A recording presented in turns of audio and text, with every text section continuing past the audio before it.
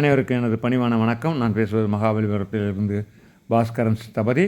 இப்போ ஜஸ்ட்டு ஒரு வட்டத்துக்குள்ளே ஏற்கனவே போட்டது தான் இருந்தாலும் இது ஒரு டிஃப்ரெண்ட்டாக போடுவோமே, வளைஞ்சி திரிஞ்சு அப்படியே திரும்பி இருக்கிற மாதிரி அந்த வட்டத்துக்குள்ளே எப்படி போடலாம் அப்படின்ட்டு வித்தவுட் மெஷர்மெண்ட் தான் எதுவுமே. ஏன்னா அண்ணன் வந்து சிற்பசாஸ்திரத்து பிரகாரம் நம்ம வரைஞ்சோனாக்கா 8 ரெக்கையோட நீளம் உயரம் வந்து 8.5ன்றாங்க. அப்படின்னும்போது சின்னதாக வருது ரெக்கை. அப்போ இறகு வந்து சின்னதாக வருது. அதை நம்ம பார்க்க வேண்டியதாக இருக்குது. அப்போ நம்ம அந்த கான்செப்ட் போக முடியாது. இந்த போடுறோம் பாருங்கள், அங்கே மேலே ஒரு ரவுண்டு, அங்கே ஒரு ரவுண்டு, தலைக்கு ஒரு ரவுண்டு, மார்புக்கு ஒரு ரவுண்டு, அதுக்கு வயிற்றுக்கு ஒரு ரவுண்டு. அங்கே பாருங்கள் எப்படி எப்படி என்னென்ன ரவுண்டு இருக்குது, எத்தனை ரவுண்டு இருக்கிற பார்த்துங்க. 1 2 3 4 5 ரவுண்டு போட்டிருக்கேன். அது உங்களுக்கு டீப்பாக பார்த்தீங்கன்னா தெரியும். பெருசு பண்ணி பார்த்தீங்கன்னா 5 ரவுண்டு போட்டிருக்கேன். அந்த 5 ரவுண்டில் தான் இப்போ எடுத்துக்கிட்டு வரேன். என்னென்னா தலை, அந்த முகத்துக்கும் ஒரு ரவுண்டு போட்டிருப்பேன். புரியுதா? அது பாருங்கள், அதை போட்டிருக்கேன் பாருங்கள். அந்த முகத்தில் அதில் ஒரு சின்னதாக அந்த தாவம் கிடைக்கிட்ட அந்த வளைவு இருக்கணும். அண்ணன் வந்து வாத்தோட இதுதானே, அந்த வாத்தோட தலை தான் வந்து அண்ணன்றது இல்லையா, அன்னப்பக்ஷிங்கிறது. அது கூட நம்ம கற்கனையை சேர்த்து நம்ம கற்பனை உருவமாக சிற்பத்தில் இணைச்சிருக்கோமே தவிர வேறு எதுவுமே இல்லை. அதுதான் இந்த இறகு பார்த்திங்களா. இது வந்து நம்ம நூல்களில் சொன்ன மாதிரி இதே மாதிரி வச்சா அது ரொம்ப சின்னதாக வருது ஒரு மாதிரி. சரியா? அதுக்காக தான் நம்ம யுக்திக்காக, சிற்பியின் யுக்திக்காகன்னு சில இடங்களில் சொல்லியிருப்பாங்க. யுக்திக்காக அப்படின்னு எதுக்காக சொல்ல வர்றாங்கன்னா, அது கண் நேத்திரம், கண் லட்சணத்துக்காக, அழகுக்காக அது நம்ம அமைக்கிறது தான் வந்து ஒரு அங்க இலக்கணம். அப்படின்னும்போது நம்ம ஒன்று செய்யும்போது நம்ம வச்சுட்டு இந்த குச்சை வச்சுட்டு அதை வச்சுட்டு இதை வச்சுட்டு இப்படி செஞ்சுட்டு இருந்தாக்கா அது சரிப்பட்டு வராது இல்லையா? ஒன்று. ரெண்டாவது, அங்கே போய்ட்டு உட்காந்துட்டு அப்படியே இது பண்ணிங்களா, ஒன்றும் பண்ணுறது கஷ்டம். சரியா? அதனால் நம்ம என்ன பண்ணணும், நம்ம கையில் இந்த கலைகள்லாம் பழகியாச்சுன்னா நம்ம பாட்டுக்கு எப்படி வேணால் கிறுக்கலாம் இல்லையா? எந்த வாட்டத்தில் வேணாலும், எந்த டைரக்ஷனில் வேணாலும் நம்ம போடலாம். அது மனசுக்குள்ளே பதியணும். ஃபர்ஸ்ட் ஆஃப் ஆல் வந்து மனசில் நல்லா பதிஞ்சால் இந்த அண்ணன் இப்படி திரும்பி இருந்தால், முதுக சொரன் தூங்கணும், அப்படி திரும்பி இருந்தால் எப்படி இருக்கும் அப்படின்னு பல விதங்களில் எல்லா விதங்களையும் நான் போட்டு வச்சுருக்கேன். அடுத்த புக்ஸ்க்கெல்லாம் நிறையா கிடக்கு அண்ணங்கள். புரியுதா? அன்னத்தை பற்றி கச்சக்கமாக இருக்குன்னு வச்சுங்களேன். கிட்டத்தட்ட வெறும் அண்ணன் ட்ராயிங்ஸ் மட்டுமே ஒரு 100 150 இருக்கும். அந்த மாதிரி மாடல்லாம் போட்டு வச்சுருப்பேன். ஏன்னா ஏன் சொல்ல வரேன்னா, இதெல்லாம் புக்ஸாக போடணும், எல்லாம் விதமாக போட்டு பழகணும் அப்படின்ட்டு தான். சரியா? இது போன இதில் கூட சொன்னேன், கற்பனைக்கு ஈடுநிலை நம்ம என்ன வேணால் பண்ணலாம் அப்படின்ட்டு. புரியுதா? அந்த மாதிரி ஒரு சிற்பியோட கற்பனை தான். கற்பனைக்கு தகுந்த மாதிரி எப்படி வேணால் பண்ணிட்டு போகலாம். இதெல்லாம் வந்து அப்போ அது காலத்தில் வந்து அட்டகாசமாக பண்ணிட்டு போயிருக்காங்க. அதுவும் பல்லவர்களில் திருச்சியில் மகரம் அடிச்சிருப்பாங்க. மகரமாக என்னென்னு புரியாது. அப்படியே பேப்பர் ஸ்டூல் மாதிரி அப்படியே திருச்சி மலைக்கோட்டை கோயிலில் அடிவாரத்தில் வரும்போது இருக்கும். மலைக்கோட்டை கோயிலுக்கு அடிவாரத்தில் இல்லை, மலைக்கோட்டை கோயிலுக்கு போகிற வழியும் மேலே ஒரு இது இருக்கும், தூண். அந்த தூணில் பார்த்தீங்கன்னா அப்படியே வட்டமாக இருக்கும். அந்த வட்டத்தில் மகரம் இருக்கும். கருக்கெல்லாம் அப்படியே பேப்பர் ரோல் கருக்காக இருக்கும். அதை பார்த்தாலே அட்டகாசமாக இருக்கும். அது மகரமே புரியாது. ஆக்சுவலாக ஒரு தலை மட்டும், சின்ன தலை, அது வழியாக வாழை அப்படியே பிரித்து அப்படியே ரவுண்டாக இது பண்ணியிருப்பாங்க. அந்த மாதிரி எல்லாமே ஒரு கற்பனையில் தான் கொண்டு போயிருக்காங்களே தவிர வேறு எதுவுமே இல்லை. சரியா? இந்த மாதிரி நம்ம எந்த மாதிரி வேணாலும் இந்த வட்டத்துக்குள்ளே போட்டு என்ன எல்லாத்தையும் போட்டு அடைச்சிக்கிட்டு இருக்கேன். சரியா? இதுக்குன்ட்டு இந்த குறிப்பிட்ட தூரம், குறிப்பிட்ட உயரங்கள் அப்படின்னு கணக்கு பண்ணாக்க அந்த வட்டத்துக்குள்ளே அடைக்க முடியாது இல்லையா? அதனால் எங்கேருந்து எந்தெந்த கற்கை இழுத்துட்டு வர முடியுமோ அந்தந்த கற்கை அங்கேருந்து அந்த நெற்றி மேலே வர கற்கக்கூட, நெற்றி மேலே இருக்க கற்குனாக்கா ஸ்பைரல், அந்த ஸ்பைரல்னால் கூட அந்த சுருள்களை கூட ஸ்ட்ரைட்டாக தலைக்கு மேலே இழுத்துட்டு வந்துருக்கேன். தலைக்கு மேலே இழுத்துட்டு வந்துட்டு முதுகுக்கு பின்னாடியும் ஒரு கருக்கை காமிச்சிருக்கேன். ஏன்னா அந்த இடங்கள்லாம் அடைபடணும். இது வட்டத்துக்குள்ளே அந்த இடம் ஒரு கேப் இல்லாமல் அடையணும் அப்படின்றதுக்காக தான். அதுக்காக தான் வந்து இந்த இதை வந்து ஒரு இதுவாக எடுத்திருப்பேன். இதெல்லாம் வந்து நீங்கள் சிம்பிளாக போடலாம். நீங்கள் அப்படியே ப்ளைனாக சிம்பிளாக போட்டாலும் நல்லாயிருக்கும்.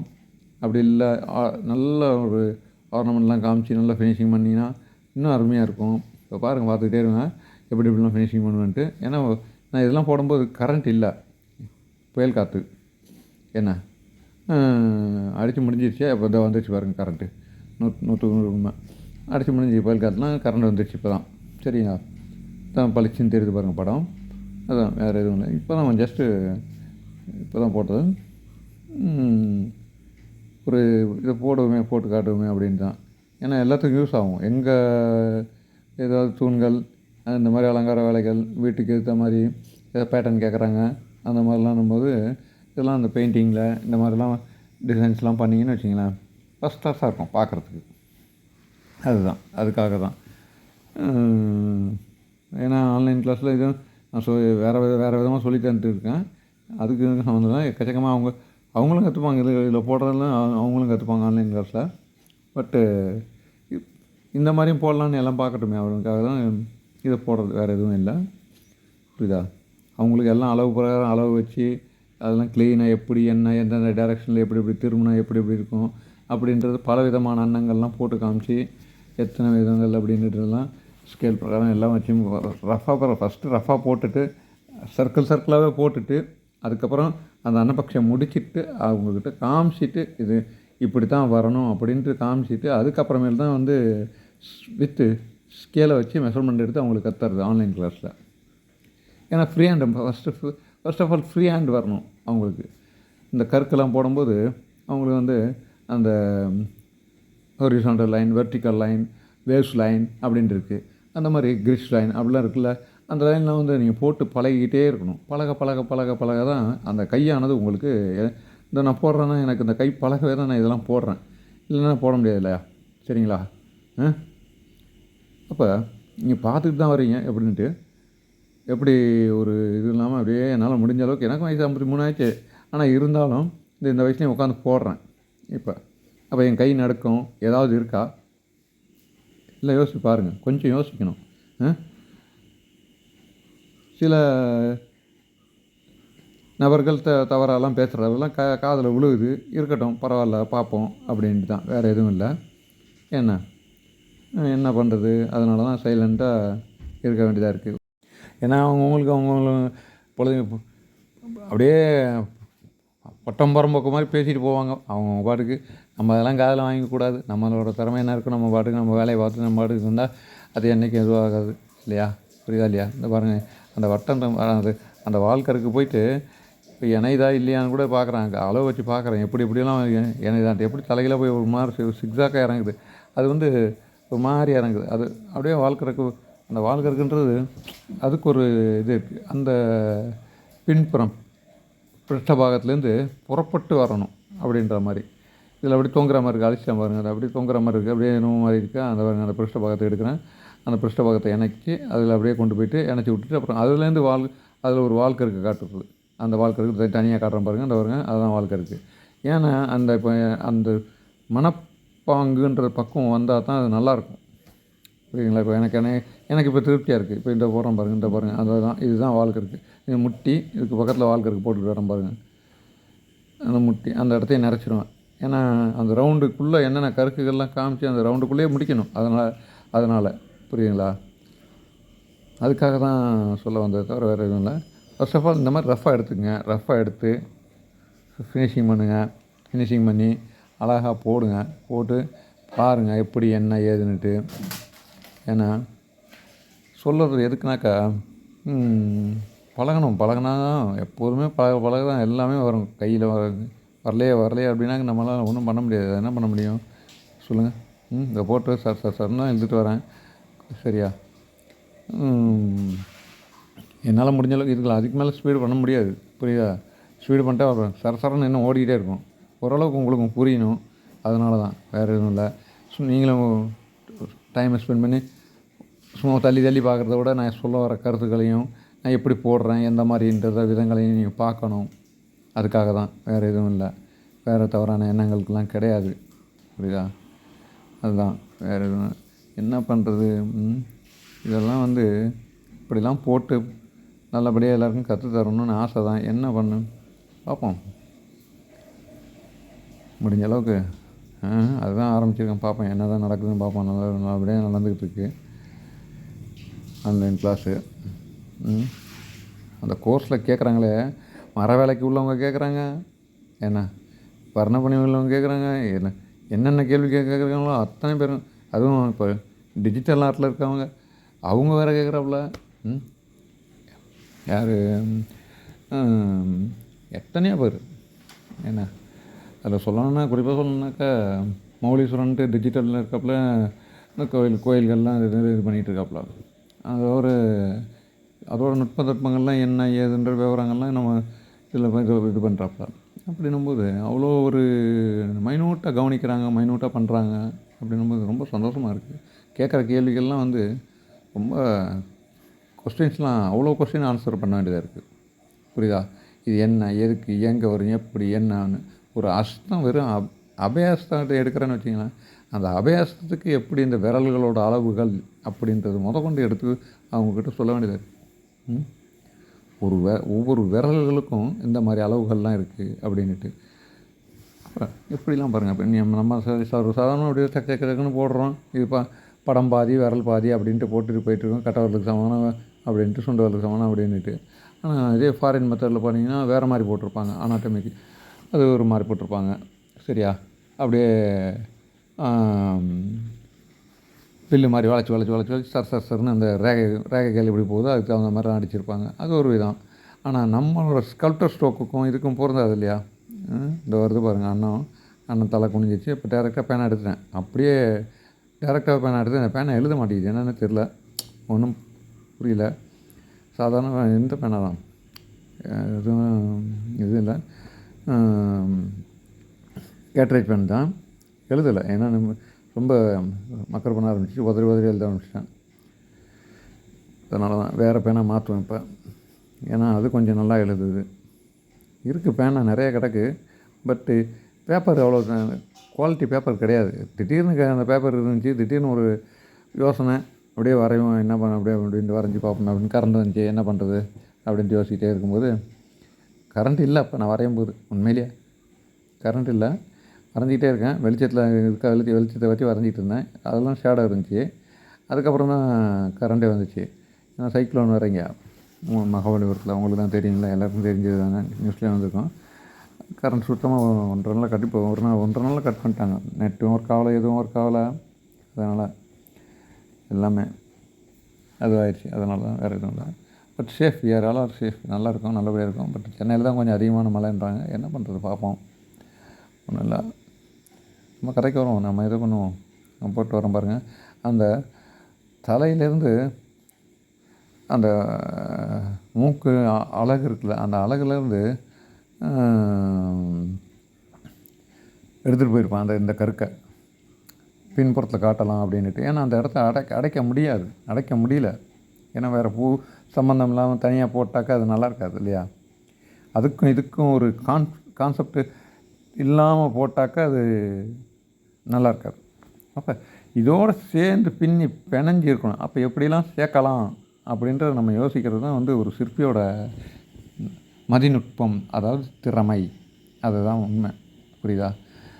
இப்படிலாம் சேர்த்தா நல்லாயிருக்கும், இப்படியும் சேர்க்கலாம் அப்படின்ட்டு சேர்க்கணும். இல்லை அங்கே சும்மா ஒரு பூ மாதிரி ஒன்று போட்டு விட்டுட்டு அப்படியே அதை நிரப்பி விட்ருவோம் அப்படின்ட்டாக்கா அது நல்லா இருக்காது.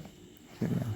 இப்போ இதில் காமிச்சிருக்கேன், நான் பூ காமிச்சிருக்கேன். பட்டு கருக்குலேருந்து அந்த கேப் வரும்போது அந்த இடத்த பூவாக காமிச்சு இணைச்சி ரவுண்டு அந்த வட்டத்துக்குள்ளே முடிச்சிருப்பேன். அதே மாதிரி வாயிலேருந்து ஒரு பூவை கொடுத்து, அந்த அழகுலேருந்து கொடுத்து ஒரு பூவை கொடுத்துருப்பேன் நெஞ்சிக்கிட்ட. சரியா? அதுவும் அந்த கான்செப்ட் அந்த ரவுண்டுக்குள்ளே இணையணுன்றதுக்காக. அதுக்கப்புறம் ரவுண்டையும் போட்டு காட்டுறோம். அந்த ரவுண்டையும் உங்களுக்கு லாஸ்ட்டில் ஃபோட்டோ அப்படியே ஃபுல்லாக கையாலே தான் காம்பஸில் போட்டேன் ஃபஸ்ட்டு ரவுண்டு. சரியா? பட்டு லாஸ்ட்டில் கையால் தான் போட்டிருப்பேன். ஏன்னா எனக்கு தான் ரவுண்டு தான் க்ளீனாக ரவுண்டுக்காக படத்தை போட்டு வந்துட்டேன். அப்போ என்ன பண்ணுவேன், அப்படியே சுற்றி பேப்பரை சுற்றியே அப்படியே இங்கு பண்ணிட்டு வந்துட்டேன், ரவுண்டு ஆகிடுது. அதுதான், வேறு எதுவும் இல்லை. நம்ம அந்த வரைஞ்ச படமே ரவுண்டுக்குள்ளே தானே இருக்குது. அப்படின்னும் அந்த ரவுண்டுக்குள்ளேயே கோடு அப்படியே வந்துடும், டக்குன்னு வந்துடும். அது மாதிரி அது லாஸ்ட்டில் வரும் பாருங்கள் வீடியோ, அதை பார்த்தீங்கன்னா தெரியும் உங்களுக்கு. அது மாதிரி பார்த்துக்கிட்டு இது பண்ணுங்கள். சரியா? அதுதான் தவிர வேறு எதுவும் இல்லை. அந்த கோடுகள்லாம் போடும்போது மைனூட்டாக போடுங்க. அழகாக எடுத்துகிட்டு போங்க. எடுத்துகிட்டு போய்ட்டு ஒன்று ஒன்று ஒன்று ஒன்றா அழகாக ஜாயின் பண்ணுங்கள். சரியா? எனக்கே கொஞ்சம் இருட்டு கண்ணாடி 4 கண்ணில் அதாவது கண்ணாடி போட்டு என்ன கண் 2 நான் கண்ணாடி 2 அப்போ 4 கண்ணில் பார்க்குறேன். 4 கண்ணில் பார்த்தேன் எனக்கு புரியல. அப்படி இருக்குது. எனக்கு கண் பார்வை கொஞ்சம் தூரத்து பார்வை தான், கிட்டத்து பார்வை கிடையாது. பாருங்க அந்த இடம் கொஞ்சம் தவறானாலும் அதெல்லாம் திருத்திடுங்க. டக்குன்னு பென்சில் எடுத்து திருத்திட்டு அதுக்கப்புறம் இங்க் பண்ணுங்கள். அந்த மையக்கருக்கு அங்கே பாருங்கள், அந்த கருக்கு போகிற பாருங்கள், அது எப்படி போகணும், அதுதான் தண்டு, மெயின் தண்டு பேலன்ஸு. அந்த கருக்குக்கு தண்டுன்றது தான் நடுத்தண்டு, முதுகெலும்பு மாதிரி, குருத்தெலும்பு மாதிரி, நம்மளோட முதுகு தண்டு மாதிரி. அதுதான் அது கொண்டு போகிறோம். அதுதான் அந்த தண்டை வந்து எங்கேருந்து எங்கே கொண்டு போய் இணைக்கணும், எப்படி அப்படியே ஸ்ட்ரைட்டாக எடுக்கணும். இந்த பக்கம் இது வளைஞ்சி அந்த பக்கம் அது வளையணும். அப்படியே வளைஞ்சி போய் அப்படியே ஏறணும் சிக்ஸாக்காக. அந்த மாதிரி அதெல்லாம் பார்த்துட்டு அதுக்கப்புறம் நான் இதெல்லாம் ஸ்டடி பண்ணிவிட்டு அதுக்கப்புறமேலு நீங்கள் இங்க் பண்ணுறது இன்னும் பெஸ்ட்டாக இருக்கும். ஏன்னா சில சமயங்களில் டக்குன்னு நம்ம அவசரத்தில் போட்டுட்டு அப்படியே இங்க் பண்ணிட்டாக்கா அதே மாதிரி தான் வரும் இல்லையா? அப்போ போடும்போது நம்மளுக்கு இங்க் பண்ண எடுத்து போடும்போது இந்த இடத்துல இது வரும், இந்த இடத்துல இது போடலாம் அப்படின்ட்டு அந்த போட்டு வரேன் பாருங்கள். அந்த இடத்துல வெறும் சும்மா சுருள் மாதிரி தான், ஸ்பேரல் மாதிரி தான் காமிச்சிருப்பேன். பட்டு அதையும் போட்டு நான் ஃபுல்லாக எவ்வளோ என்னால் நிறைக்க முடியுமோ நிறைச்சிட்டு எங்கெங்கே டார்க்னஸ் கொடுக்கணுமோ, எங்கெங்கே அழுத்தம் திருத்தங்கள் கொடுக்கணுமோ கொடுத்துருப்பேன். இன்னும் வேறு மாதிரிலாம் ஷேடோ வச்சு காட்டலாம். இன்னும் எவ்வளோ வேணால் ஷேடோ வச்சு காட்டலான்னு வச்சிங்களேன். டைம் ஸ்பெண்ட் ஆகும். பட்டு உங்களுக்கும் இதுவாக இருக்கும். செய்யறதுக்கு இது போதும்னு வச்சிங்களேன். நம்ம செய்யறதுக்காக தான் நம்ம போடுறதே. இப்போ ஒரு சிற்பிகள் வந்து செய்கிறாங்கனாக்கா அவங்களுக்கு தெரியாதவங்கள எல்லாரையும் நான் சொல்லலை, அது வேறு தவறாக எடுத்துறாங்க. போடுறாங்கன்னா தெரியாதவங்க போடும்போது அப்போ இந்த மாதிரி பார்த்து போடும்போது இப்படி போட்டு அவங்க இது பண்ணலாம். சரியா? ஒரு சதுர தூண் வருது, அந்த இடத்துல இந்த மாதிரி அன்னத்தை போடணுன்னாக்கா அப்போ அவங்களுக்கு இந்த மாதிரி வாட்டத்தில் போட்டால் நல்லாயிருக்கும் அப்படின்னாக்கா சூப்பராக இருக்கும், அருமையாக இருக்கும். அந்த இடத்துல நீங்கள் பத்மம் போடுறதுக்கு, வட்டத்தில் பத்மம் போடுறதுக்கும், வட்டக்கருக்கு போடுறதுக்கும், ஒரு அன்னப்பக்ஷி வட்டத்திலே உட்காந்துருக்க மாதிரி போடுறதுக்கும் வித்தியாசம் இருக்கும். டிஃப்ரெண்ட் காட்டலாம், மோர் தென் டிஃப்ரெண்ட் காட்டலாம். அதுக்காக தாங்க பாருங்க வந்துகிட்டு இருக்கு பாருங்கள். தனியாக வந்துகிட்டு இருக்கு பாருங்கள். அதாவது இந்த பூ தான் சொன்னேன். இந்த ஒரு பூ ஒன்று சேர்த்துருக்கேன்ல, அது அந்த வாளோடு இணைஞ்சி தான் இருக்குமே தவிர தனியாக வந்திருக்காது. அதோட இணைச்சிருப்பேன்.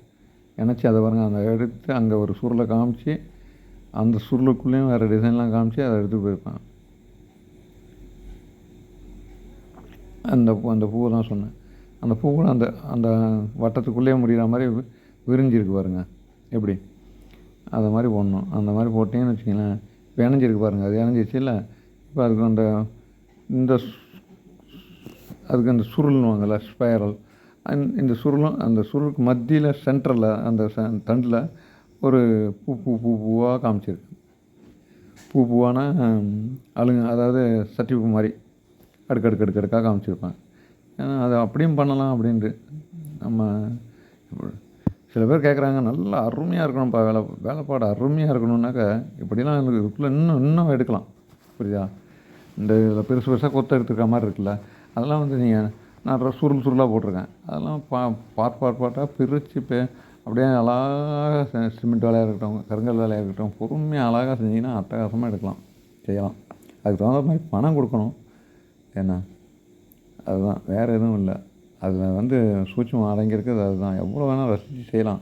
அதுக்கு தகுந்த பணம் கொடுத்தாங்கன்னா அழகாக செய்யலாம் இல்லையா? எவ்வளோ ஒடிச்சிருக்கேன் அந்த கழுத்தை, அப்படியே இவ்வளோ ஒடியுமா கழுத்து அப்படின்ற மாதிரி இருக்குது எனக்கு. ஆனால் ஒடியும் வாத்துக்கு ஆக்சுவலாக பின்பக்கம் அந்த பக்கம் எல்லா பக்கமும் அப்படியே திரும்பி முதுகு சொரியும், இதெல்லாம் பண்ணணும், அதெல்லாம் எல்லாம் எக்கச்சக்கமாக இது பண்ணணும். புரியுதா இல்லையா? அந்த மாதிரி வாத்து அவ்வளோ திரும்பும்போது எப்படி வேணும் திரும்பலாம், ஒன்றும் பிரச்சனை இல்லை.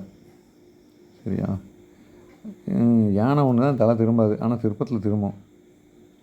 யானைக்கு கழுத்து அதிகமாக இருக்காது இல்லையா? சிற்பத்தில் மட்டும்தான் யானையை திருப்பி காமிச்சிருப்பாங்க. அது சிற்பியோட கற்பனை. அதே மாதிரி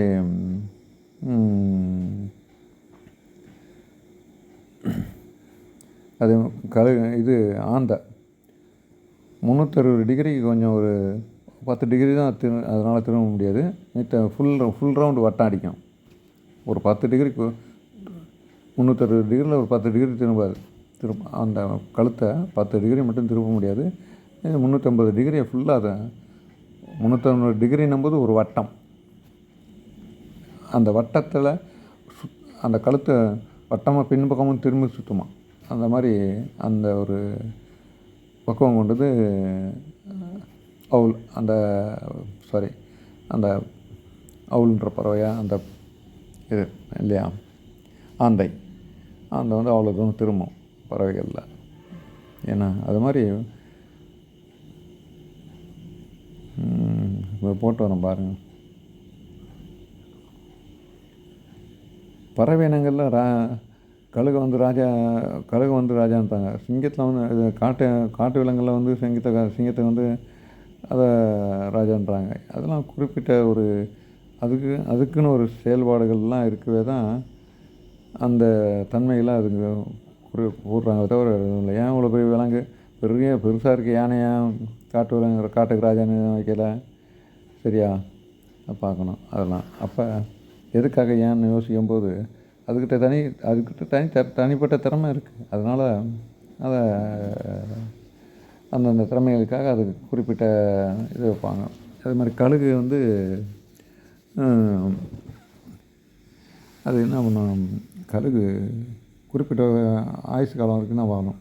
அதுக்கப்புறம் என்ன, அதோடய ஆயுஷ் முடிய போகுது அப்படின்ற தகவல அன்னம் தண்ணி ஆகாரம் உண்ணாமல் தன்னை தானே செதைச்சிக்கிட்டு தன்னால் உருவாக முடியும் அப்படின்ட்டு அழகுகளும் எல்லாத்தையும் அந்த அழகுன்றது அந்த கூர்மையான மூக்கு எல்லாத்தையும் தேய்ச்சி எடுத்து சிறகுலாம் எடுத்து உரிச்ச கோழி மாதிரி ஆகிடும். அதுக்கப்புறமேல அது வர்றது தான் கழுகல்ல. அதுதான் வந்து ராஜாளி. அப்படிதான். அதுதான் அதுக்கு அந்த ஒரு தன்மை வந்து அதுக்கப்புறம் ஒரு 20 வருஷம் தனியாக அதுக்கு லைஃபு பார்த்துங்க. அது எப்படி ஒரு இதாக இருக்குது. அப்போ எத்தனையோ மாத கணக்கில் ஒன்றும் எதுவுமே சாப்பிடாது. 8 கிலோமீட்டர் பார்வை பார்க்கும். அதோட பார்வை வந்து அந்த கழுகோட பார்வை வந்து 8 கிலோமீட்டர் தூரத்துலேருந்து ஒரு சின்ன ஒரு கோழி குஞ்சு பறந்தாலும் அந்த கோழி குஞ்சை கரெக்டாக எய்ம் வச்சு அதை பிடிக்க முடியுமா. அதே மாதிரி தண்ணியில் இருக்க மீன் தன்னுடைய ஆழத்தில் இருக்குது, இவ்வளோ தூரம் மிதக்குது, கண்ணுக்கு தெரியுதுன்னா கரெக்டாக ஃப்ளைட்டு மாதிரி இறங்கி சல்லுன்னு கொத்திட்டு டக்குன்னு எடுக்கக்கூடிய அளவுக்கு அதுக்கு ஒரு வல்லமை இருக்குது. ஏன்னா அதே மாதிரி கிங்ஃபிஷர்னுவாங்க. அது மீனுக்கு மட்டும்தான் கிங்ஃபிஷர்ன்றாங்க. அதுவும் அப்படி தான். அந்த மீனை கரெக்டாக கொத்திச்சுன்னா கரெக்டாக கொத்தி எடுத்துகிட்டு போயிடும். அவ்வளோ இது. அந்த மாதிரி ஒவ்வொரு பறவைகளுக்கும் ஒவ்வொரு ஸ்பெஷல் இருக்குது. உதாரணத்துக்கு இந்த பறவை வாழ்ந்ததா என்னவோ தெரியாது, நம்மளுக்கு தெரியாது. பட்டு வாத்து தான் அண்ணன்றான் இல்லையா. இது வந்து இத்தாலியெலாம் பார்த்திங்கன்னா அழகழகாக இருக்குது, அருமையாக இருக்கும், சூப்பராக இருக்கும். அப்படியே பனிக்காலங்கள்லாம் இந்த எல்லாம் பனிக்காலங்கள்லாம் முடிஞ்சிங்கன்னா அந்த டைமில் அந்த இதில் அப்படியே தண்ணியில் அப்படியே போகும்போது தான் பார்க்கும்போது சூப்பராக இருக்கும் பார்க்குறதுக்கே, கண்கொள்ளா காட்சியாக இருக்கும். இந்த மாதிரி பறவை அது இது வந்து பாலை மட்டும் பருகிட்டு நீரை விடுத்துணுன்றாங்க. அது சொல்கிறாங்க தவிர நான் அப்படி ஒரு என்னோடய இதில் பார்த்ததில் அலைஞ்சிருக்கலாம் பறவை இல்லையா. அப்படி அது மாதிரி எத்தனையோ பறவைகள்லாம் எல்லாம் அலைஞ்சி போச்சு. நம்ம சிற்பசாஸ்திரத்தில் சொல்கிற பறவைகள்லாம் ஒவ்வொன்றும் நான் தேடி அலைஞ்சி ஒன்று வாகனத்துக்கு போடுறதுக்குள்ளே போதுண்டா சாமின்னு ஆகி போச்சு. ஏன் சொன்னால் அந்த மாதிரி பறவைகளோட பேர்லாம் சொல்கிறாங்க. என்னென்ன பேர்னா இப்போ ஒரு எக்ஸாம்பிள் எடுத்தோம்னா கண்ட ரெண்ட பேருண்ட வச்சின்னுவாங்க. கண்ட பேருண்ட வச்சுன்றோம். அப்போ ரெண்டு கண்டை வந்து கழுத்தை வந்து 2 ஆகி அந்த 2 தலை 2 பக்கம் வந்து வைக்கும். அது கர்நாடகா சிம்பிள். சரியா. அந்த பட்சிக்கோட பவரை காட்டுறாங்க. எப்படின்னா என்ன ஒரு பவரை காட்டுறாங்கன்னா 8 யானையை தூக்குமா. 4 யானை 4 சிங்கம் அப்படியே தூக்குமா. 8 கால் கொண்டது, 4 யானை 4 சிங்கத்தை தூக்குமா. 8 யானைன்னு சொல்லிட்டேன், சாரி. அவ்வளோ ஒரு பவரை வலிமையாக காட்டுறாங்க. அவ்வளோ ஒரு வலிமையான பறவைன்றாங்க. அந்த பறவை எடுத்து சிம்பிளாக எடுத்து சொல்கிறாங்க. அது மாதிரி நிறைய. அதுதான் சர்வேஸ்வரரும் அப்படி தான். சர்வேஸ்வரரோட பிரத்யங்கரா அதோட ஒவ்வொரு அவதாரங்களும் இருக்கும்போது இப்போ இதில் வந்து சகோரா பறவைன்னுவாங்க. அந்த சகோரா பறவை வந்து மழைக்காலங்களில் தண்ணி குடிக்கணும்னா வானத்தில் மேலே போய் பறந்து தான் போய் அப்படியே மழை தண்ணியை ஃபியூராக குடிச்சிட்டு வருமா சகோரா பறவைன்றது.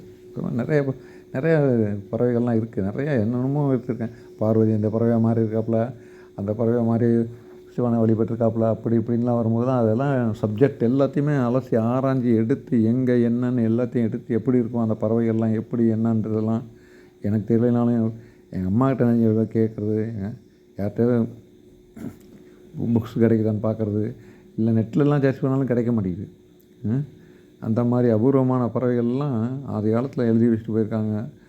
ஏன்னா உருவம் தெரியாமல் இப்போ அழிஞ்சு போய் சிதைஞ்சு போயிருக்கே தவிர அதெல்லாம் கண்டுபிடிச்சி வாகனத்துக்காக ஒரு வாகன பிரிவுனா அந்த வாகனத்துக்குள்ளே எல்லாம் எதை கேட்டாலும் இருக்கணும்.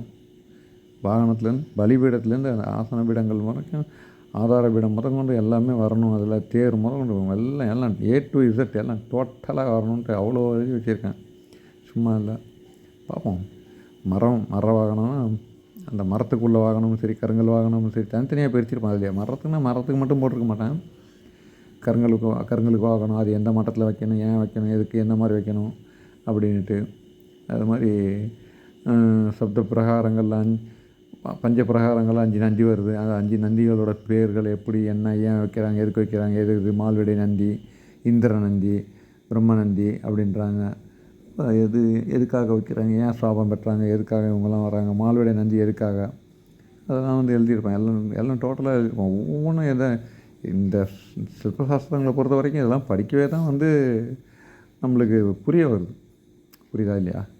அதுதான், வேறு எதுவும் இல்லை. இதெல்லாம் படிக்கணும். படித்தா தான் நம்மளுக்கு படிக்கணுன்னாக்கா அந்த புத்தகங்கள்லாம் எடுத்து படிக்கணும். இல்லை எல்லாத்தையும் வாங்கணும், எதை பார்க்கணும், பண்ணணும். அப்படியே நம்ம பாட்டுக்கு வரைஞ்சோம், போனோம், செஞ்சோம், வேலை செஞ்சோம், அப்படியே இருந்தோம், போனோம் அப்படின்னு விட்டுட்டு போயிட்டாக்கா அது பாட்டுக்கு அப்புறம் கேட்குற கேள்விக்கு ஒன்றும் பதில் சொல்ல முடியாது, எதுவும் செய்ய முடியாது, எதுவுமே பண்ண முடியாது. இன்றைக்கி எனக்கு கேள்வி கேட்குறாங்கனாக்கா அதுக்கு தகுந்த ஆன்சர் சொல்கிறேன். ஏன்னா எந்த சந்தேகமாக தான் டக்குன்னு இல்லை ஒரு நிமிஷம் அப்படின்ட்டு எப்போயாவது தான் புக் எடுப்பேன். அதுவும் எனக்கு அந்த அளவுகள் தெரியலனா தான், அந்த கூர்மானங்கள் தெரியலனா தான் புக் எடுப்பேன். இல்லைன்னா மீதியெல்லாம் புக் எடுக்க மாட்டேன். டக்குன்னு வாயில் டக்குன்னு வைங்க, இவ்வளோ செய்யுங்க, இந்த மாதிரி பண்ணுங்கள், இதுதான் இதை வச்சு செய்யுங்க, இதுதான் முறை அப்படின்ட்டு. அது ஒரு ஆயாதி பொருத்தம் கணிக்கிறோம். அதில் இன்னும் ஒரு கால் புறவை கணிச்சாச்சுன்னா அந்த கால் புறவை வச்சு தான் நம்ம பதவி நேசம் பண்ணிட்டு போகிறோம். இதுதான் கணக்கு, வேறு எதுவுமே கிடையாது. சிம்பிளாக எடுத்துங்க.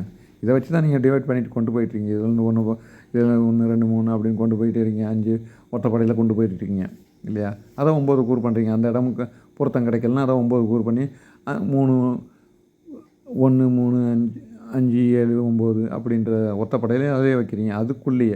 அதுக்குள்ளேயே பிரிக்கிறீங்க. அதுதான் சொல்லியிருக்காங்க. அந்த மாதிரிலாம் பிரித்து தான் பாகுபாடு பண்ணி தான் இது மாதிரி கொண்டு போகிறது தான் பதவிநியாசங்கள்ன்றது. என்ன இந்த பதவிநியாசம் வந்து மெயினான சப்ஜெக்ட்டு. அது தனியாக எடுக்கிறேன். ஒரு முறை எடுத்து எத்தனை பதங்கள், என்னென்ன பதங்கள் எங்கெங்கே எப்படி எந்தெந்த மாதிரி வரணும்னு எடுக்கிறேன். எடுக்காமல் போக மாட்டேன். ஒவ்வொரு ஒரு வருஷம் வீடியோ போடல, பட்டு அதை போட ஆரம்பிச்சிட்டேன். ஒன்றும் பிரச்சனை இல்லை. இனியும் வந்துக்கிட்டே இருக்கும். ஒன்றா நிமிட்டு வரும். ஏன்னா ஒரு வருஷமாக எனக்கு உடம்பும் சரியில்லை, சூழ்நிலையும் சரியில்லை, எல்லாமே ரொம்ப அன்கண்டிஷனாக இதாகிட்டு. இப்போ பரவாயில்ல, அதான் ஒன்றும் பிரச்சனை இல்லை, நோ ப்ராப்ளம். ஓகேவா? பாருங்கள், பார்த்துட்டு முறை பிரகாரம் பண்ணுங்கள். எதாக இருந்தாலும் அழகாக பண்ணுங்கள், சுத்தமாக பண்ணுங்கள். எனக்கு அதுதான் தேவை, வேறு எதுவுமே நான் உங்களை வேண்டி விரும்பி கேட்டுக்கிறது அதுதான். செய்கிறத திறந்து செய்வோம். இப்போ நான் போட்டது தான் பெருசுங்கள, அதில் குறைகள் இருக்கலாம், நிறைகள் இருக்கலாம். ஏன்னா இது வந்து டக்குன்னு உங்களுக்கு போடுறது. நான் எந்த விதமான அளவுலாம் வைக்கிறதே கிடையாது. அளவே எனக்கு வைக்கவே மாட்டேன். எங்கள் அப்பா வைக்கவும் விட மாட்டார். அளவு எடுத்தால் திட்டுவார். அளவு எடுக்காத அப்படின்னாரு. டிவைடர் எடுக்காதன்னு ஃப்ரீ ஹேண்டில் போடுன்னு ஃப்ரீ ஹேண்டு எப்போதுமே ஃப்ரீ ஹேண்டில் போடு, ஃப்ரீயாக போடு, அப்படியே சாதாரணமாக போட்டு ஃப்ரீ ஹேண்டில் போடு பழக, எதாக இருந்தாலும் அப்படின்னுவார். அப்படி போட்டு கிறுக்கி பழகினது தான் வந்து கை இன்றைக்கி இந்த வயசுலையும் இப்போ பேசுது கை. புரியுதா?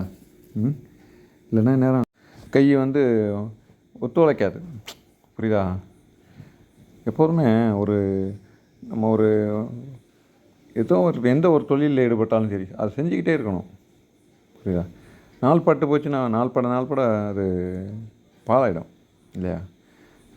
சின்ன வயசில் கற்றுக்கிட்டது வந்து ஒரு அந்த வயசில் கற்றுக்கிட்டது அதான் இளமையில் கல்லுன்னாங்கன்னா உண்மையிலே இளமையில் அந்த கல்வின்றது இளமையில் கற்றுக்கிட்டா தான் கல்வியும் சரி தொழிலும் சரி எது ஒன்றுமே சரி அந்த குறிப்பிட்ட பருவ காலங்களில் கற்றுக்கிட்டால் தான் வந்து எது ஒன்றுமே கடைசி வரைக்கும் நம்மளுக்கு நிற்கும் இல்லையா? அந்த பருவம் தவறை கற்றுக்கிட்டாக்க அது கொஞ்சம் கஷ்டம்தான். அதுக்கப்புறம் கை வணங்காது இல்லையா? அந்த சின்ன பிள்ளையில் பழகியாச்சுன்னு வச்சுக்கோங்க, அதுக்கப்புறம் நீங்கள் டச் விட்டு போய் திருப்பி எடுத்து ஒரு 5 ட்ராயிங்குக்கு ஒரு மாதிரி போகும், இருக்க தான் செய்யும். ஏன்னா கை ரொம்ப நாள் கழிச்சு டச் பண்ணிங்கன்னா அப்படி தான் போகும். இப்போ என்ன பண்ண முடியும்? என்னடா இப்போ நம்மளை விட்டுக்கு போயிடுச்சா நம்ம கற்றுக்கிட்டது அப்படின்னு நினைக்கக்கூடாது. திருப்பி போர்டு பார்த்துக்கிட்டே இருந்தீங்கன்னு வச்சிங்கன்னா அதே ஆட்டோமேட்டிக்காக பல நிலைமைக்கு வந்துடுவீங்க. அதுதான் ஒரு சூட்சுமம் தவிர வேறு எதுவும் கிடையாது. பார்த்துக்கிட்டு அதுக்கு தகுந்த மாதிரி யோசித்து அழகாக செய்யுங்க. இது ஒன்றுமே இது மாதிரிலாம் வரைஞ்சி பாருங்கள். என்ன இதில் எக்கச்சக்கமான குறைகள் இருந்தால் ஏதாவது நிறையப்படுத்திங்க. என்ன அதுதான், வேறு எதுவும் இல்லை. பாருங்கள். இதோ ஃபுல்லாக அடைச்சிட்டேன். நான் என் பேர் எழுத போகிறேன். அப்படியே சும்மா மாமூலாக ஒரு தடவை சிம்பிள் அப்படியே லைட்டாக கிறுக்குவேன், அவ்வளோதான். வேறு எதுவும் இல்லை. அதை தவிர வேறு எதுவும் ஸ்பெஷலாக ஒன்றும் போடுறதில்ல. என்ன முடிஞ்ச அளவுக்கு இந்த இதெல்லாம் வந்து ஒரு தாத்துமானம், அதாவது ஒரு கருங்கல்லே ஆகட்டும், இல்லை ஒரு சிமெண்ட்லேயே ஆகட்டும், உட்லேயே ஆகட்டும், எதுலேயே ஆகட்டும், அந்த டார்க்னஸ்லாம் கொடுத்துருக்கேன்ல, அந்த ஸ்பேரல் அந்த சுருள்கள் வெளியில் வருது பாருங்கள், எப்படி வருது பார்த்தீங்களா? இப்போ தனியாக எடுத்துக்காட்டு பாருங்கள். எங்கே டார்க்னஸ் வச்சுருக்கேன், எதுக்காக அந்த டார்க்னஸ் வச்சேன்னாக்கா அதான் இந்த மாதிரி டார்க்னஸ் வச்சா அந்த சுருள்கள்லாம் எடுத்து கொடுக்கும். இந்த மாதிரி இந்த இடம் வந்து புடைப்பாக வரணும், இது தாழ்ந்து வரணும், இது உருண்டு வரணும், இது திரண்டு வரணும், உருண்டு திரண்டு பக்குவமாக வரணும் அப்படின்றதுக்காகத்தான் வந்து இந்த டார்க்னஸ்லாம் வச்சேன். அந்த எழுதி வரேன், என் பேர் தான், என் கையெழுத்து போடுறேன், வேறு எதுவும் இல்லை. என்ன கையெழுத்து வாங்குற அளவுக்கு அவ்வளோ பெரிய ஆள் கிடையாது, இருந்தாலும் சும்மா கையெழுத்து போடுறேன். என்னோடய பேப்பரில் நான் போட்டுக்கிட்டுருக்கேன், யார் கேட்க போகிறாங்க, அதனால் ஒன்றும் பிரச்சனை இல்லை. என்ன சரியா? அதுவும் கிராஸாக போடுறேன்னு நினைக்கிறேங்க. எஸ்டி பாஸ்கர் ஸ்தபதின்னு தான் போட்டிருக்கேன், வேறு எதுவும் எழுதலை. தேங்க்யூ ஃபார் யூ அப்படின்ட்டு எல்லோருக்கும் போட்டிருப்பேன், வேறு எதுவும் போட்டிருக்க மாட்டேன். அதான் எல்லோருக்கும் நன்றி. பார்த்துக்குங்க. இப்போ நன்றி சொல்ல நிலைமை பார்த்து இந்த மாதிரிலாம் போடுங்க. ஒன்று ஒன்றா சொல்கிறேன், என்னென்ன பறவைகள், என்னென்ன மாதிரி அதோட ரகசியங்கள் என்னென்ன ஏது எல்லாம், என்னென்ன பறவைகள் இருக்கோ அத்தனை பறவைகளும் எல்லாம் 7 எழுத்தாணிலேருந்து எல்லாத்தையும் எந்தெந்த புத்தகங்கள் கிடைக்குமோ எல்லாத்தையும் சேர்த்து வச்சுட்டு போயிட்டார் எங்கள் அப்பாரு. அதெல்லாம் கிடைக்காத பொக்கிஷங்கள். அதுக்கு முன்னாடி இந்த தாத்தா அதுக்கு மேலே எல்லாத்தையும் ஓலைச்சுவடியில் இருக்க எல்லாத்தையும் எழுதி வச்சுட்டு போயிருக்காப்புல. என்ன அப்படின்னும் போது ஏன்னா வெளியில் தேடி அலையணும்னு அவசியமே கிடையாது. எல்லாம் வீட்டுக்குள்ளேயே இருக்குது. உலகன்றது எனக்கு வீட்டுக்குள்ளே. வேலைக்கு போவேன், என்னை படிப்பு உண்டு, என்னோடய இதில் ட்ராயிங்ஸ் உண்டு. இப்போ ஸ்கல்ப்டரும் செய்கிறேன், சிற்பமும் போடுறேன், நேச்சுரலும் செய்கிறேன், நேச்சுரல் ட்ராயிங்கும் போடுறேன். அப்படின்னாக்கா இப்போ என்னத்துக்கு எதுக்காக செய்ய வரேன், எதுக்காக பழகிறேன், இதெல்லாம் அவங்க கற்றுறவே தான். புரியுதா? இதெல்லாம் வந்து அவங்க விட்டு சேர்ந்த அரும் பொக்கிஷங்கள் தான். புரியுதா? நான் இதை தான் செய்வேன், இப்படி தான் செய்வேன், இப்படி தான் பண்ணுவேன்லாம் அதெல்லாம் கிடையவே கிடையாது. எதை போட்டாலும் அப்படி செஞ்சுட்டு போயிட்டே இருக்க வேண்டியதான் இல்லையா? வரைகிறதா இருந்தாலும் சரி, ஆர்கிடெக்சராக இருந்தாலும் சரி, வாஸ்துவாக இருந்தாலும் சரி, எதுவாக இருந்தாலும் சரி, பெயிண்டிங்காக இருந்தாலும் சரி, என்ன இருந்தாலும் சரி. எங்கள் பெரியப்பா சொல்லுவார், இப்போ இந்த பேட்டர்ன் அப்படியே மாத்திரம் பாருங்கள், மோர் தென் டிஃப்ரெண்ட்டாக இதே கருக்கு தான் நம்ம இது அப்படியே ரஃப்பாக இருக்கிறது. அப்படி ரஃப்பாக போட்டேன், பின்னாடி போட்டு அப்படி டக்கு டக்குன்னு அந்த வால் கருக்கு அப்படியே போட்டுட்டு அன்னமாக இருந்தது, அதை அப்படியே மாற்றிட்டு இப்போ என்ன பண்ணுறேன் பாருங்கள், மகரமாக மாற்றுறேன். ஆஸ் இட் இஸ் சேம், எல்லாமே டிசைன்ஸ் எல்லாமே சேம். பட் நான் மகரத்துக்கு கான்செப்ட் கொண்டு வரேன், இப்படியும் அந்த வட்டத்தில் தான் போடணுன்ட்டு. இது எங்கள் பெரியப்பா வந்து என்ன சொல்லுவார்னா, அப்போ மகரம் வந்து ஒரு நிலா வடிவிலோ இல்லைன்னா ஒரு வட்ட வடிவில் தான்டா இருக்கும் அப்படின்னுவார். அப்போ அவர் சொல்லும்போது எனக்கு என்னென்ன புரியாது, சின்ன பிள்ளை அப்போல்லாம் ஒன்றுமே புரியாது எனக்கு. அவர் சொல்லுவார் வட்ட வடிவில் இருக்கும், ரவுண்டு போட்டு போடுறா அப்படின்னுவார், அப்படின்னு சொல்லுவார். ஆனால் அவர் சொல்லும்போது தான் தெரியுது இதெல்லாம் இந்த மாதிரிலாம் இந்த மகரத்துக்கு இந்த மாதிரி இப்போதைக்கு எப்படி தூக்க மாட்டாங்க. இது வந்து நம்ம இதில் பார்க்கலாம், நீங்கள் வந்து இந்த கவோதகத்தில் கோடிகளில் 2 பக்கம் கோடிகளில் இந்த மாதிரி மகர வாய்களை மட்டும் பார்க்கலாம். அந்த யானை துதிக்கை வந்து அப்படியே சுருண்டு அழகாக தூக்கியிருக்கும் இல்லையா? அதே மாதிரி வட்டி வரிகள், அந்த வரிகள் எல்லாம் பார்க்கலாம். சில குறிப்பிட்ட நம்ம ஆலய வர்க்க வரிகள் எல்லாம் பார்க்கலாம். கார்னரில் ரெண்டு கார்னர்லேயும் அப்படியே நிற்கும். அதில் போர் வீரர்கள்லாம் நிற்கிற மாதிரி வாயை பொழந்துக்கிட்டு இருக்க மாதிரி இருக்கும். அந்த மகரத்தலை மட்டும் அது ஒரு ஸ்டைலு. அந்த ஸ்டைலுக்காக அந்த துதிக்கையை இப்படி தூக்கினேன். துதிக்கை இப்படி சுருண்டு அப்படியே ஒன்று மேலே ஒன்று சுருண்டு அந்த யானையோட துதிக்கை ஃபுல் துதிக்கை இருந்தால் எவ்வளோ இருக்கும் அப்படி காமிச்சிருக்காங்க. அந்த மாதிரி ரசித்து தான் போட்டிருக்காங்க. அதான் குரங்கின் கண்ணும் பன்றியின் எதிலும் என்ன யானையின் துதிக்கையும் அன்னத்தின் சிங்கத்தின் கால்களும் அப்படின்ட்டு 5 இதை படைச்சிருக்காங்க. அது மாதிரி மகரத்தை இது மாதிரி இப்போ அந்த மகரமாக்கிட்டேன். அது ஒரு கருக்கு பெண்ணில் போட்டேன். அதை பல்லு ஆக்கியிருக்கேன். அவ்வளோ பெரிய பல்லு காட்டலாம், ஒன்றும் பிரச்சனை இல்லை. பட் அதை சொல்கிறேன், அது பார்த்துங்க. இது அப்படியே இப்போ மகரம் ஆயிடுச்சு பார்த்தீங்களா? அதே இதுதான் மகரம். நம்ம கையில் தான் இருக்குது, வேறு எதுவுமே இல்லை. இதெல்லாம் சிம்பிளாக எடுங்களேன். ஜஸ்ட்டு சிம்பிளாக எடுத்திங்கனாக்கா இது ஈஸி. பாருங்கள், இப்போ மகரம் வந்துருச்சா இல்லையா? அப்படியே கையில் வச்சுக்கிட்டு தான் எடுத்தேன் வீடியோ. என் மகன் அப்படியே பார்த்துக்கிட்டே டக்குன்னு போட்டு அப்படி எடுப்போம் அப்படின்ட்டு அழிச்சிட்டு டக்குன்னு போட்டேன். பாருங்கள், இப்போ இதுதான். இந்த மாதிரி பண்ணோம்னு வச்சுங்களேன், எந்த இடத்துல என்ன எங்கே கூட்டணும் குறைக்கணும் அப்படின்னு தெரிஞ்சுக்கிட்டேன்னு வச்சுக்கோங்க.